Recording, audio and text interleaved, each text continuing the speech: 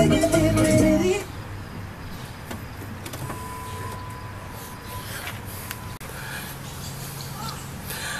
YouTubers, this is just for you because there's lots of shitty videos and very few of those shitty videos even cover the PT Cruiser 2002 PT Cruiser inner tie rod. As you can see, I've got the boot off. I've got the new one installed. Take a quick look. Okay, we're going to do our best with the focusing here. So here's the tie rod. I'll back out so you can take a look. Here's our tie rod. We're replacing the inner, this guy right here. Now this factory one did not have any notches on the back. Let me show you what that means.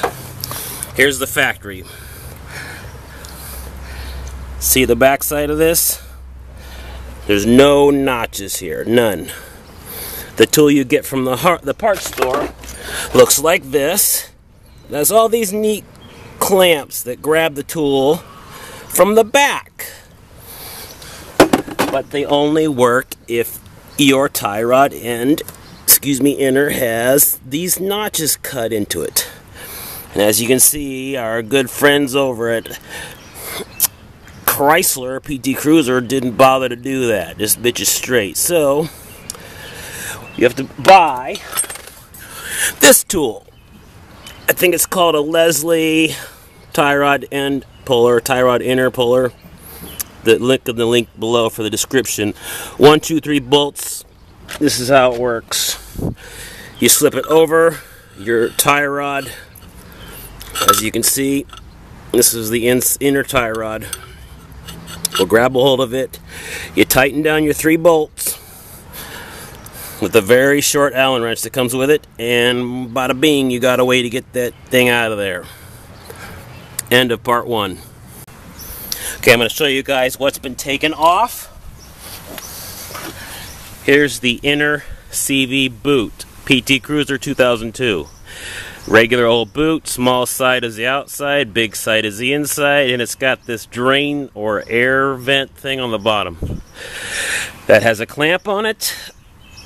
I just literally had to rip mine off, cut it in pieces to get it off, and the metal clamp that held on the big one, I destroyed it as well, and it was replaced with a auto parts store pipe clamp, which looks something like this.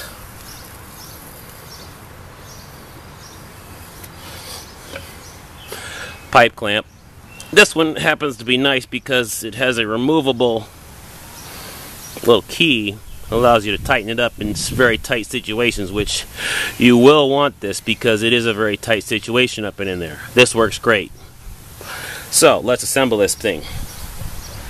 We'll call this part 4 because I don't know how long it gets for YouTube. There we are. Okay, part 4. We have our outer tie rod. It goes down here in the wheel. To get it out, I just banged on this and the baby popped right out. I counted the number of turns. For me, it turned out to be 33.5 to get me back to where I was before I had the unfortunate accident that messed up my suspension. So when you're taking this apart, one thing to note, I'll use this pointer that's otherwise known as a hammer.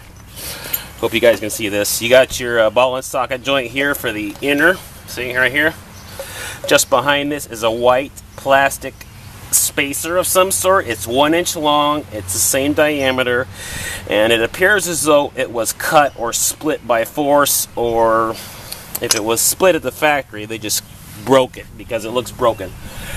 But this is basically keeps itself on. To get it apart, I put a screwdriver right through the cut that goes this way. I put a screwdriver in there, twisted it, and then pushed it back.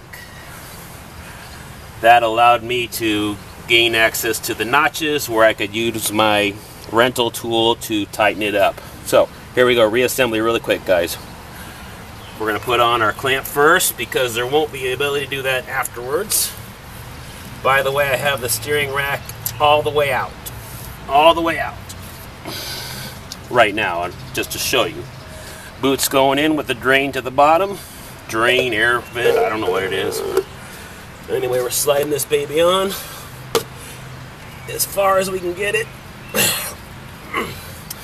Okay, now we're going to turn the car and suck that baby in. We're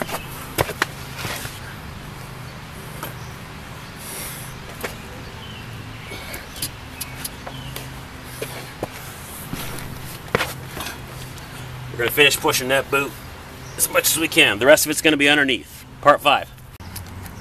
Alright, YouTubers, are you with me? Yep. Alright, got that locking nut in place. I've lubed the shit out of this. Push the rubber bolt on there just so I don't get it messed up. And I got to screw this on 33.5 turns. 1, 2, 33. I'll see you in a minute. Alright, YouTubers, thanks to the magic of technology here. Look at, I got that baby screwed on 33.5 times. Let's drop it in the hub. I'm going to put that baby in there. Come on, get in there. Down it goes. It came with a brand new nut, which is excellent. I just happen to have a framing gun impactor. I'm going to use that.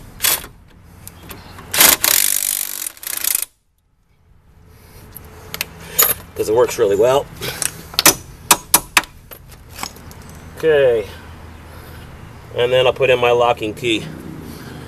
And basically tighten up my nut, which is way back here. Tighten up my retainer nut as tight as I can while holding the flanges of this. So I'll grab this with one, and I'll tighten up the nut with another crescent wrench. And that's it, my friends. Happy trails. Good luck. 2002 PT Cruiser, inner tie rod, outer tie rod. Piece of shit. But we'll get it going. Bye. Alright, YouTubers, I ran into a problem here. Let me show you what I got. Down here on the outer tie rod, I'll try and zoom in and give you a peek. There's a nut that holds that lower tie rod ball joint. The one they gave me is not very big. Here it is. So when I tighten this baby all the way up like I was supposed to, the hole for the pin didn't even touch the nut. You see, that's kind of a problem. So I'm going to use the old one that came with the original. Hopefully they're the same threads. I'm pretty sure they are. Because this one is longer by a good 1/4 of an inch, maybe a fat 1/8 of an inch. But you can see, hopefully, that they are longer. One is longer than the other. Let's see if you can see that. Alright, well, take my word, the one is longer than the other, so I'm going to use it. It's also a different size socket. I need to get the right size socket. So let me run that bad boy up there and see if our problem is solved. And our problem was we had no way to lock it. Okay. Now, according to the directions I've seen, to get the pin to line up,